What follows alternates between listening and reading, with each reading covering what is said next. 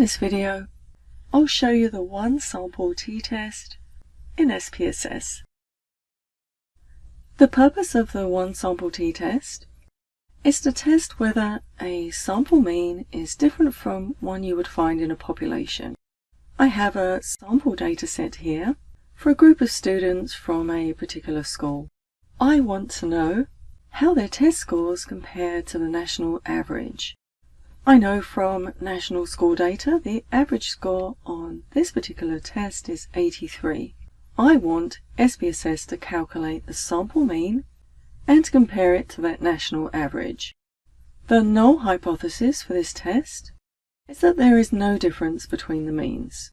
In notation, we would write that as h sub 0, mu is equal to 83. The alternate hypothesis for the test is that there is a difference between the means. That would be h sub 1, mu is not equal to 83.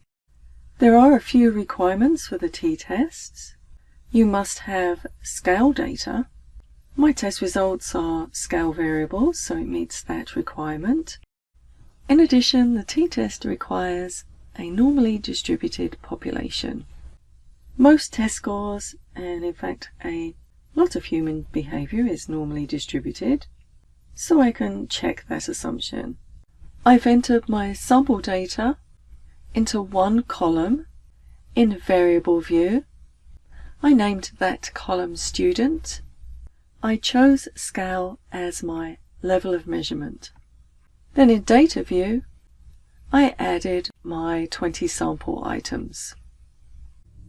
So let's run the test. Go to Analyze, Compare Means, One Sample t-test. Move the variable, the one you want to test, into the test variable box. Click the variable name, in our case that's student scores, then click the blue arrow. Set your hypothesized population mean in the test value box. My national school data told me the average score on this test is 83, so SPSS is going to calculate the mean for our sample data and compare it to this known mean of 83. Click OK. Here's the output viewer. The first table has the mean, but what we're really interested in is the second table. That has the results from the t-test.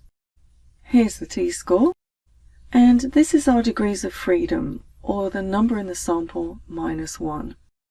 There are three ways we can interpret these results. Probably the most popular way is to look at the p-value. If you choose a 5% alpha level, that's 0.05, anything less than that in this box would lead you to reject the null hypothesis. If you haven't chosen a significance level, 5% is usually a safe bet, as it's widely accepted. We want to know if there's a difference in means, so we're running a two-tailed test. A one-tailed test would be if we're looking at greater than or less than. That value of 0.427 is much larger than our alpha level of 0.05. So we can't reject the null hypothesis, which stated that the average scores for our students are the same. The reason for this is that 0.427 is the probability the observed difference is due to chance. There is a 42.7% chance that the difference was a result of random movements in the data.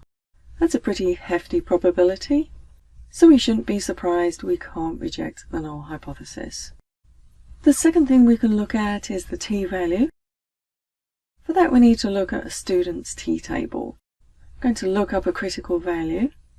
For a two-sided test, find the column corresponding to 1 minus alpha divided by 2. We have 20 items in our data set, so that's 19 degrees of freedom. That gives us a critical value of 2.0 0.093. If the t-value is larger than the critical value from the table, then the means are different. Our t is 0.813. That is not larger than 2.093, so we can't reject the null hypothesis. Finally, you can look at the confidence interval. We're testing the hypothesis that the mean difference is 0. If the 95% confidence level contains 0, that tells us it's quite possible with 95% confidence the means are not different. If the lower value of the confidence interval is negative and the upper value is positive, then 0 must be in that interval. These three findings all tell us the same thing. We can't reject the null hypothesis that the means are the same. I hope you found the video helpful. Please take a moment to subscribe to my channel, and I'll see you in the next video.